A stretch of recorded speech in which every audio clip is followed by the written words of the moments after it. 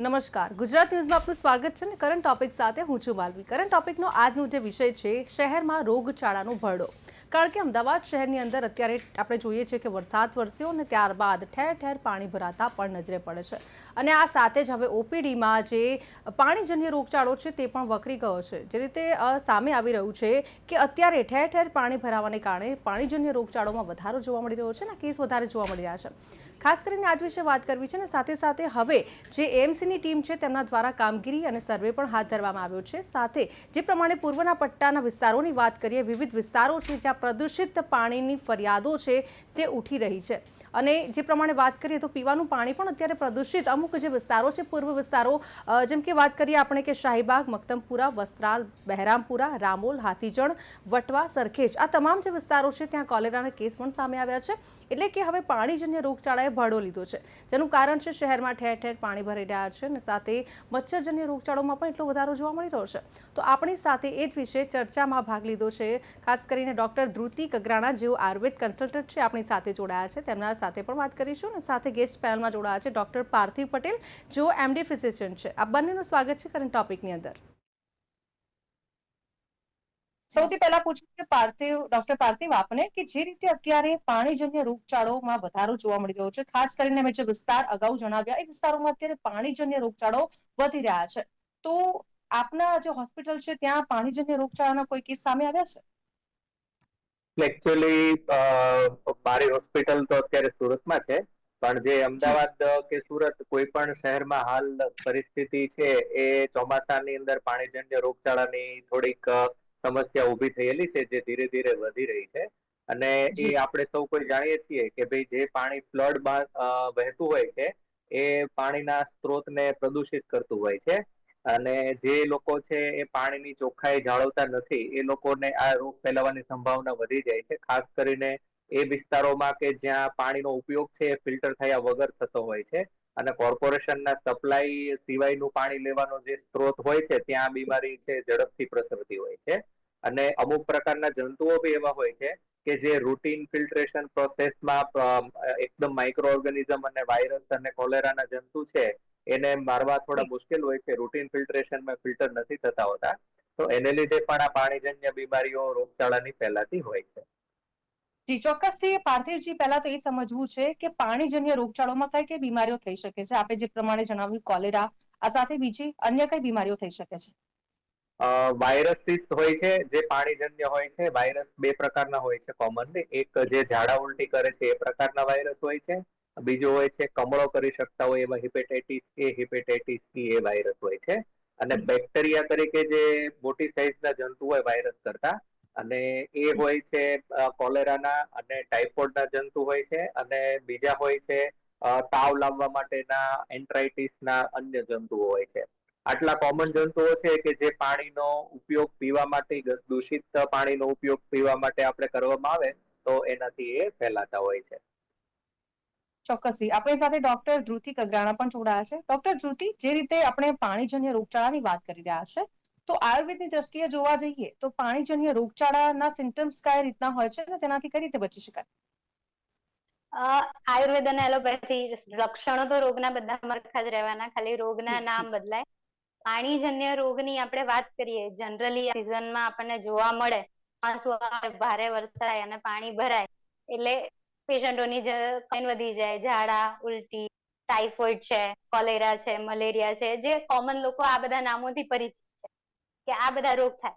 હવે સૌથી પહેલા તો આયુર્વેદે આ જનરલી એવું કહેવાય કે ચોમાસું આવે ડોક્ટરોની પ્રેક્ટિસ હોય છે એવી એક કોમન લોકોની માન્યતા હોય છે, પણ આ ઋતુમાં સૌથી પહેલા આયુર્વેદ શું કહે છે કે આ ઋતુમાં લોકો વધારે બીમાર કેમ પડે છે? કારણ કે આયુર્વેદની દ્રષ્ટિએ આ ઋતુ સંધિ પીરિયડ, ઋતુ સંધિ એટલે કોને કહેવાય કે તમે એક ઋતુમાંથી બીજી ઋતુમાં એન્ટર થઈ રહ્યા છો। વરસાદ પડ્યો, વર્ષા ઋતુ ગઈ અને શરદમાં તમે એન્ટર થયો। આ ઋતુ દરમિયાન આયુર્વેદે એવું કીધું છે કે સામાન્ય રીતે લોકોનો અગ્નિ મંદ પડે એટલે પાચન નબળું પડે, એટલે ઓલરેડી તમારું પાચન નબળું છે અને જયારે તમને બહારથી આવા કોઈ પણ દૂષિત પાણી કે તમે કોઈ પણ જગ્યાએ, સૌથી વધારે જેમ અમદાવાદમાં તો લોકોને ભાવે છે પાણીપુરી, પાણીપુરીની લારી ક્યારેય ખાલી જોવા ના મળે, હવે જી આ ઋતુમાં જો તમે બહારનું કંઈ પણ આવું દૂષિત પાણી વાળું કંઈ પણ ફૂડ આઈટમ ઇન્ટેક કરી લો છો તો એના કારણે ઇન્ફેક્શનના ચાન્સીસ વધી જાય છે. સાદું ઉદાહરણ છે ને કે ભાઈ તમે લાકડું છે, સૂકું લાકડું છે, એને જો તમે બાળશો તો એ પ્રોપર રીતે બળી જશે. પણ એ જ લાકડું જો હજી ભીનું છે અને તમે એને બાળવાનો પ્રયત્ન કરશો તો પ્રોપર રીતે નહીં બળે. સેમ રીતે આયુર્વેદ કોન્સેપ્ટ કહે છે કે તમારું પાચન સરખું નથી અને એમાં તમે આવું દૂષિત કોઈ પણ આઈટમ તમે ખાઈ લો છો અથવા તો કોઈ પણ જગ્યાએ આવી વસ્તુથી બનાવેલી આઈટમ તમે ઇન્ટેક કરો છો તો રોગ થવાની શક્યતા વધી જાય. જી ચોક્કસથી. એટલે ડોક્ટર ધ્રુતિ, જે રીતે આપે જણાવ્યું કે બહારનું ખાવાથી પણ આ પ્રકારના રોગો થઈ શકે છે, સાથે સાથે આયુર્વેદમાં હવે આનાથી બચવું હોય તો કઈ રીતે બચી શકાય છે? શું કરવું જોઈએ એના માટે આપણે જયારે કે પાણી, પાણીજન્ય રોગોથી બચી હા, શકાય? જનરલી આયુર્વેદમાં એવું છે કે આ સિઝનમાં પાણી જે પણ વાપરો ઇટ્સ ગુડ, પણ જેના ઘરે એ પણ નથી તો ચોમાસામાં ઉકાળેલું પાણી પીવું. અત્યારે જે જૈન ધર્મની દ્રષ્ટિએ એ લોકો જે ચોવિયાર ને કરતા હોય છે તો એમાં પણ ઉકાળેલા પાણીનો જ કોન્સેપ્ટ છે કે તમે પાણીજન્ય રોગોથી બચવા માટે સૌથી પહેલું શું કરી શકો તો કે ભાઈ ઘરમાં ઉકાળેલું પાણી પીવું. અચ્છા, ઉકાળેલું પાણી એટલે કેવું? તો આયુર્વેદ એ બી ડેફિનેશન કહે છે કે તમે જેટલા પાણી શોધો છે એના અડધું પાણી તમારે બાળી દેવાનું. 1000 ml પાણી ભર્યું છે તો 500 ml પાણી બોઇલ થાય ત્યાં સુધી તમારે એને બોઇલ કરવાનું. અને આ રીતે બોઇલ કરેલું પાણી જો તમે પીવો તો દૂષિત પાણીજન્ય રોગોથી બચી શકો. ઓકે, જે લોકોનું ટ્રાવેલિંગ છે અથવા તો જે લોકોને બહાર ખાવું જ પડે એમ છે, નથી ચાલે, ખાવાની પ્રોપર જગ્યા પહેલા તો સર્ચ કરવી જોઈએ. મેં જેમ કીધું કે અગ્નિ મંદ છે તો બને ત્યાં સુધી બહારનું ખાવું પડે છે તો પણ ગરમ ગરમ બનેલી વસ્તુ જ એમણે પ્રિફર કરવી જોઈએ. અને એ પણ પચવામાં હળવી હોય એવી. કોઈ પણ જગ્યાએ તમને દાલ રાઈસ મળી રહેશે, ખીચડી તમને કોઈ પણ જગ્યાએ ટ્રાવેલિંગ છે તો પણ તમને મળી રહેશે. એટલે ફૂડમાં પણ આ વસ્તુનું ધ્યાન રાખો તો આંતરડામાં જે ઇન્ફેક્શન થતા હોય, ઝાડા ઉલટી થી કોમન તકલીફથી ચાલુ થાય, ઝાડા ઉલટી તાવ, તો એ બધાથી તમે બચી શકો. ચોક્કસથી. ડોક્ટર પાર્થિવ, જે રીતે આપણે વાત કરી રહ્યા છીએ પાણીજન્ય રોગચાળાની, આપે જે પ્રમાણે જણાવ્યું કે ટાઇફોઇડ, કમળું, આ બધા રોગ પાણીજન્ય રોગ છે, તો ટાઇફોઇડના કયા પ્રકારના સિમ્ટમ્સ જોવા મળે છે? લક્ષણો કયા પ્રકારના હોય છે? ટાઇફોઇડના જે બેક્ટેરિયા છે ખોરાક દ્વારા પેટના આંતરડાના છેડાના પાર્ટમાં ઇલિયમ અને સિકમ, આ છેડાના બે પાર્ટ છે નાના આંતરડાના છેડાના પાર્ટમાં અને મોટા આંતરડાના જંકશનમાં, ત્યાં આપણી ઇમ્યુન સિસ્ટમના લિમ્ફેટિક ટિશ્યુમાં ભેગા થાય છે અને ત્યાં સોજો આવી જાય છે અને એના કારણે દર્દીને પેટમાં દુખાવો થાય છે અને એનો જી તાવ આવે છે. જે તાવની એક પેટર્ન હોય છે સ્ટેપ લેડર પેટર્ન, મતલબ કે પહેલો તાવ જે ચડે એ 99 ડિગ્રી 100 ડિગ્રી હોય, પછી ઉતર્યા પછી ફરી વખત સેમ ડે માં તાવ આવે 101 102, આવી રીતની એક પેટર્ન બને છે કે નીચો પછી મીડિયમ પછી ફૂલ તાવ, આવી એક સ્ટેપ લેડર પેટર્નમાં તાવ આવે છે ટાઇફોઇડમાં. ટાઇફોઇડના તાવની અંદર થોડા દિવસ વીત્યા પછી શરીરની બીજી નિશાનીઓ, રેશિસ નીકળવાના, ઢીલા ઝાડા થવાના, પેટ ફૂલેલું લાગવું વગેરે થવા લાગે છે. અને એક્સ્ટ્રીમ કેસીસની અંદર દર્દીનું આંતરડાનું હલનચલન બંધ થઈ જવું, મગજ ઉપર અસર થવી, આવું પણ થઈ શકે છે. ટાઇફોઇડનો બીજો પ્રોબ્લેમ એ છે કે એને બ્લડ રિપોર્ટથી શરૂઆતના 5-7 દિવસ સુધી શોધી શકાતો નથી. જી મતલબ કે જે રૂટીન તાવના રિપોર્ટ હોય છે એમાં ટાઇફોઇડ જી આપણે પરફેક્ટલી શોધી નથી શકતા. એના માટે બ્લડ કલ્ચરની જરૂર પડતી હોય છે, જે 3 થી 5 દિવસનો ટાઈમ લેતો હોય છે.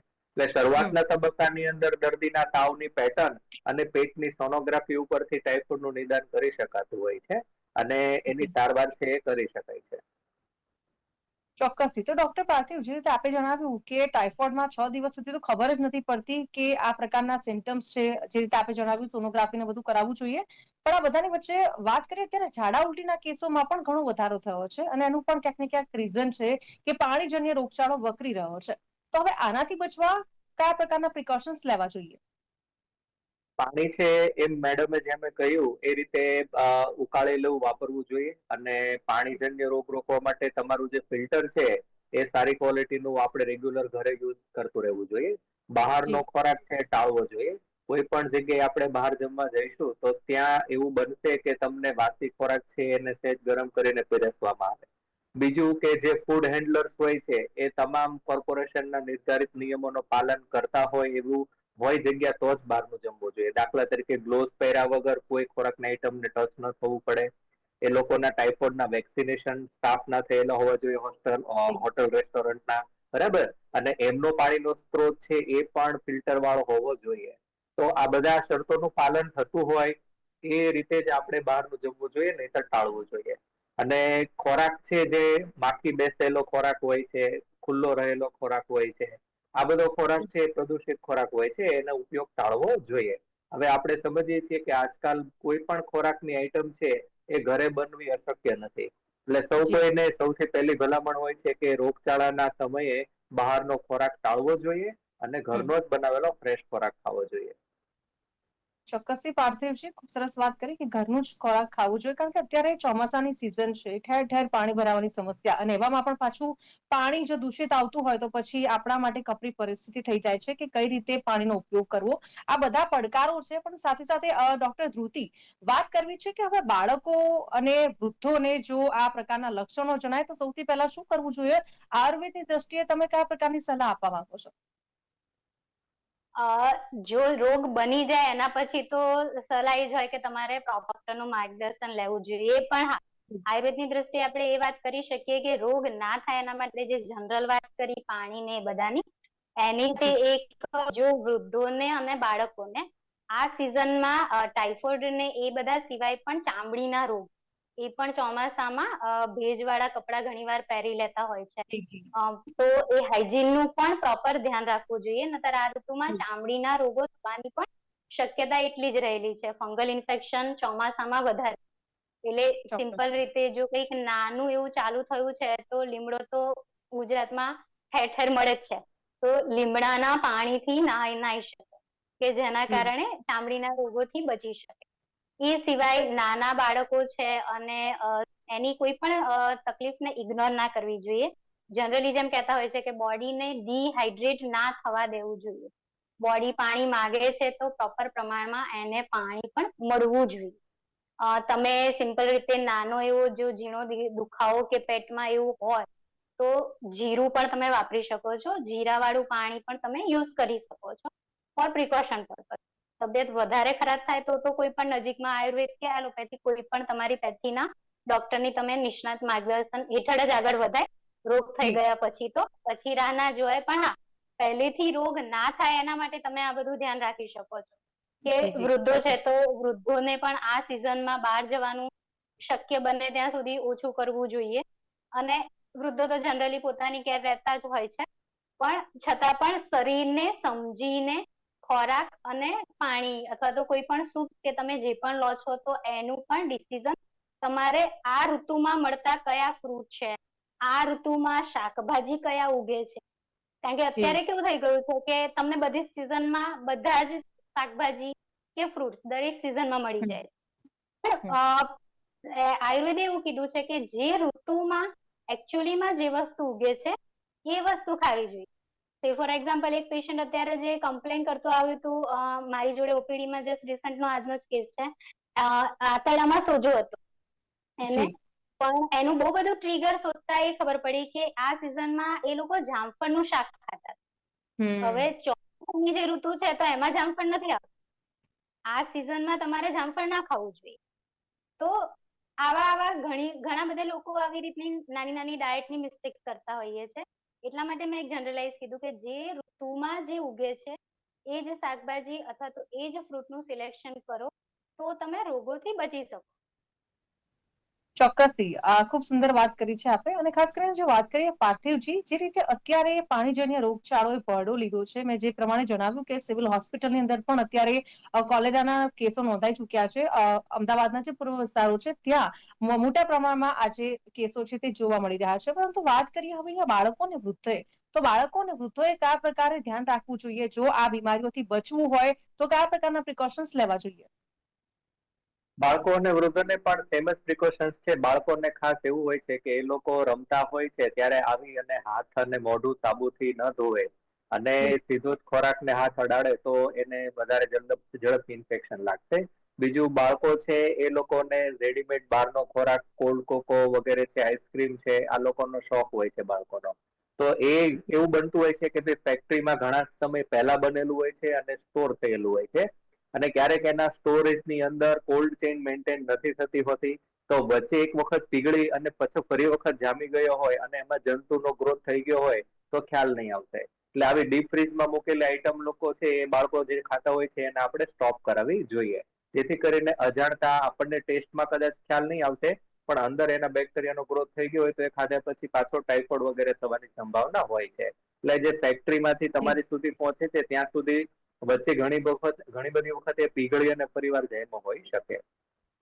વૃદ્ધો લોકોને એવું હોય છે કે એ લોકો જે રેગ્યુલર ખોરાક ખાય છે એમાં ફ્રેશ ખોરાક ખાસ ખાવાની ટેવ પાડવી જોઈએ. વૃદ્ધ લોકોમાં એવું વધારે પ્રમાણ જોવા મળે છે કે એ લોકો જ્યારે થોડીક કરકસરના ભાગરૂપે થોડું ઘણું બચેલું જમવાનું છે ખાઈ લેવાનું સ્વીકારે છે, કે ભાઈ ચલો મારા માટે હું નવું શાક નથી રસોઈમાં બનાવવાની જરૂર, હું આ થોડુંક ખાઈ લઉં છું, અથવા મારા માટે નવું ભાખરી કે વધારે રોટલી ન બનાવશો, હું આ ખાઈ લઉં છું, સવારે મારા માટે નાસ્તો ન બનાવો, હું આ સાંજનું ખાઈ લઉં છું. આવી ટેવ વૃદ્ધોમાં વધારે જોવા મળે છે. તો એમને બે ખાસ ધ્યાન રાખવું જોઈએ કે વાસી ખોરાક છે, ઉતરેલો ખોરાક ન ખાવો જોઈએ. બીજું, અત્યારે અમુક લોકો છે તહેવારોની અંદર મંદિરમાં, મેળામાં બધી જગ્યાએ વિઝિટ કરતા હોય, તો ત્યાં પણ એ લોકોને ખાવા પીવાનું જે છે પ્રસાદી તરીકે મળી જતું હોય છે, પરંતુ એવું બની શકે કે જે રસોઈયા છે એ લોકોએ જો હાઇજીન ન રાખી હોય તો દૂષિત ખોરાક આપણા શરીરમાં જઈ શકે. એટલે બને ત્યાં સુધી જે કોમન રસોઈમાંથી બહારથી જે જમવાનું થતું હોય એ પણ વૃદ્ધોએ ટાળવું જોઈએ. અને જો એક વખત તમારું પેટ ખરાબ થઈ ગયું છે, ઝાડા થઈ ગયા છે, તો તમારી ટ્રીટમેન્ટ પ્રોપર ક્યારે થઈ રહી છે કે જ્યારે તમને યોગ્ય પ્રમાણમાં સારો પેશાબ લાગી રહ્યો છે. આ ખાસ વૃદ્ધ લોકોએ જોવું જોઈએ. જો પેશાબ લાગતો ઓછો થઈ જાય, એકદમ ઘાટો પીળો પેશાબ થાય, ઓછી માત્રામાં થાય, તો એમ માનવાનું છે કે તમારી ટ્રીટમેન્ટ પ્રોપર નથી. તમે જો ઘરે ટ્રીટમેન્ટ લો છો તો એ પ્રોપર નથી, તમારે વધારે હાઇડ્રેશનની જરૂર છે. તમે હોસ્પિટલમાં છો, દાખલ છો, તો તમારે પાણીનું પ્રમાણ મેન્ટેન નથી રહ્યું, હજી બાટલાની વધારે જરૂર છે. તો આ બધી વસ્તુઓની કેર રાખવી પડે કે પેશાબ છે થોડો આછો અને યોગ્ય માત્રામાં બનતો રહે છે કે નહીં એ ખાસ જોતું રહેવું પડે. અને જેટલા પ્રમાણમાં પાણી છે ઝાડામાંથી ચાલ્યું જાય છે એના પ્રમાણમાં વધારે પાણી ઝાડામાંથી જાય છે એને કમ્પેન્સેટ કરવા અને કિડનીને પેશાબ બનાવવા મળી રહે આટલું પ્રવાહી છે આપણા શરીરમાં જવું જોઈએ. અને એ પ્રવાહી છે એની અંદર ક્ષારનો રેશિયો મેન્ટેન થયેલો હોવો જોઈએ. માત્ર સાદું પાણી પણ કામ નહીં કરશે, માત્ર ગ્લુકોઝ પાણી હાર્મફુલ થશે. એટલે રિહાઇડ્રેશનની પ્રોસેસ જે છે પાણીજન્ય બીમારીમાં ઝાડાની અંદર, એની અંદર ક્ષારનો ઇમ્પોર્ટન્સ છે કે તમે પાણી પીવો તો ક્ષાર વાળું પીવાનું છે. એકલું ગ્લુકોઝ વાળું પાણી વધારે ડિહાઇડ્રેશન કરે. નમક ગ્લુકોઝની સાથે હોવું જોઈએ. તમે છાશ પીવો તો એમાં થોડું નમક નાખેલું હોય તો બેટર રહે છે. નાળિયેર પાણી છે એની અંદર કુદરતી ક્ષાર હોય છે તો એમાં કશું કરવાની જરૂર હોતી નથી. અને પાણી છે ફેરવતું રહેવું જોઈએ, મતલબ કે કન્ટિન્યુઅસ માત્ર ORS પીવું એવું જરૂરી નથી હોતું. થોડું સાદું પાણી પીએ, થોડું છાશ પીએ, થોડું જ્યુસ પીએ, તો આવી રીતે કરતા કરતા હાઇડ્રેશન છે એવું મેન્ટેન રાખવાનું છે કે આપણા શરીરની અંદર કિડની માટે થઈને યોગ્ય પ્રવાહી અને શક્તિ માટેના યોગ્ય ક્ષાર ઇલેક્ટ્રોલાઇટ છે બેલેન્સમાં મેન્ટેન રહે. ચોક્કસથી. ડોક્ટર પાર્થિવ, જે રીતે આપે જણાવ્યું કે બહારનું ખાવાનું ટાળવું જોઈએ, પરંતુ જે પ્રમાણે વાત કરીએ, હવે જો કોઈ રોગ થઈ ગયો છે, સિમ્ટમ્સ આપણને દેખાઈ રહ્યા છે કે ચલો પહેલા ઝાડા ઉલટી થઈ, ત્યારબાદ એક સિમ્ટમ્સ આપણી અંદર દેખાતા હોય છે, તો ત્યારબાદ શું કરવું જોઈએ એ અમારા દર્શક મિત્રોને જણાવશો. જો તાવ હોય તો ચોક્કસ ડોક્ટર પાસે જઈ અને એન્ટીબાયોટિક જે જંતુ મારવાની છે એની જરૂરિયાત ઊભી થાય એ સારવારનો કોર્સ ચાલુ કરવો જોઈએ જો તાવ હોય તો. અને જો માત્ર ઝાડા હોય તો તમે શરૂઆતના 24 કે 48 કલાક ઘરે પ્રવાહીનો ઇન્ટેક વધારી અને ખોરાક છે એની અંદર સોલિડ વસ્તુઓ બંધ કરી અને લિક્વિડ અથવા સોફ્ટ ડાયટ ઉપર તમે રાહ જોઈ શકો છો. અને જો ઉલટી ચાલુ હોય અને જેને કારણે થઈને તમારે ખોરાક અને પ્રવાહી કશું જ નથી લઈ શકતા, તો પણ તમારે તાત્કાલિક ડોક્ટરનો સંપર્ક કરવો જોઈએ. બીજું કે તમને બીપી લો થવાના સિમ્ટમ્સ છે, મતલબ કે પથારીમાંથી ઊભા થાવ છો તો અંધારા જેવું આવી જાય છે, પેશાબ માટે કે ટોયલેટ માટે જાઓ છો તો પકડવું પડે છે, તો એ નિશાની દર્શાવે છે કે તમારા શરીરમાં પ્રવાહીનું બેલેન્સ મેન્ટેન નથી રહ્યું. તો એ સમયે ખાસ તાત્કાલિક ડોક્ટર પાસે જવું જોઈએ. અને બીજું મેં તમને સમજાવ્યું એમ કે પેશાબની માત્રા તમારી ખૂબ જ ઓછી થઈ ગઈ છે અને બિલકુલ નથી લાગતો, તો પણ તાત્કાલિક ડોક્ટર પાસે સંપર્ક કરવો પડે. ચોક્કસથી. તો ડોક્ટર પાર્થિવ, જે રીતે પાણીજન્ય રોગચાળો સાથે સાથે મચ્છરજન્ય રોગચાળોમાં પણ વધારો થઈ રહ્યો છે અને સિમ્ટમ્સ કહેવાય ને કે મોસ્ટલી એક સરખા દેખાતા હોય છે અને ઘણી વખત તો આપણે બેદરકારી પણ દાખવતા હોઈએ છીએ કે ચલો નોર્મલ ઝાડા ઉલટી છે કે પછી માથું દુખે છે, આ પ્રકારે પણ જોવા મળતું હોય છે. તો એને લઈને શું કહેવા માંગો છો? જો કોઈને પેટને લગતી ફરિયાદ નથી અને જી. એકમાત્ર તાવ અને બાકીના આખા શરીરમાં બધી જગ્યાએ ખૂબ દુખાવો, ઠંડી અને માથું આવું થાય છે, તો એ મચ્છરજન્ય તાવ હોવાની સંભાવના છે, મેલેરિયા અથવા ડેન્ગ્યુ, કે જેની અંદર માત્ર પેટની આખા શરીરની તમામ અંગોની ફરિયાદ થશે અને એની જી. અંદર પહેલા 48 કલાક સુધી બ્લડ રિપોર્ટ્સમાં કશું જ આવશે નહીં. એટલે એ દરમિયાન પહેલા 48 કલાક દરમિયાન પેરાસિટામોલ લઈ અને દુખાવો કે તાવને રાહત આપવાની હોય, પુષ્કળ પાણી પી અને આરામ કરવાનો હોય અને 48 કલાક પછી તમારી ફરિયાદમાં સુધારો ન જણાય તો આપણે બ્લડ ટેસ્ટ કરીને ચેક કરવું પડે. અને જો કોઈને માથાના દુખાવો અને ઠંડી સાથે તાવ, મતલબ કે બ્લેન્કેટ ને એવું ઓઢ્યું છે પણ છતાં બી ઠંડી ઓછી થતી નથી, તો એ લોકોએ ત્યારે ને ત્યારે જ બ્લડ ટેસ્ટ કરી લેવો જોઈએ. એ મેલેરિયા હોઈ શકે છે. તો મેલેરિયાના તાવમાં આપણે 48 કલાક રાહ જોવી ન જોઈએ. ચોક્કસથી. પાર્થિવજી અને ધ્રુતિજી, આપ અમારી સાથે જોડાયા બદલ આપનો ખૂબ ખૂબ આભાર. Thank you very much. તો જે રીતે ડોક્ટર દ્વારા જે ઇન્સ્ટ્રક્શન્સ આપવામાં આવ્યા છે, સાથે સાથે કયા પ્રકારના પ્રિકોશન્સ લેવા જોઈએ, ખાસ કરીને બાળકોએ કયા પ્રકારનું ધ્યાન રાખવું જોઈએ, વૃદ્ધોએ કયા પ્રકારે આહાર લેવો જોઈએ, આ તમામ વિશે વાત કરી છે. તો હાલ કરંટ ટોપિકમાં બસ આટલું જ. ફરીથી મળીશું. અત્યારે મને આપશો રજા. નમસ્કાર.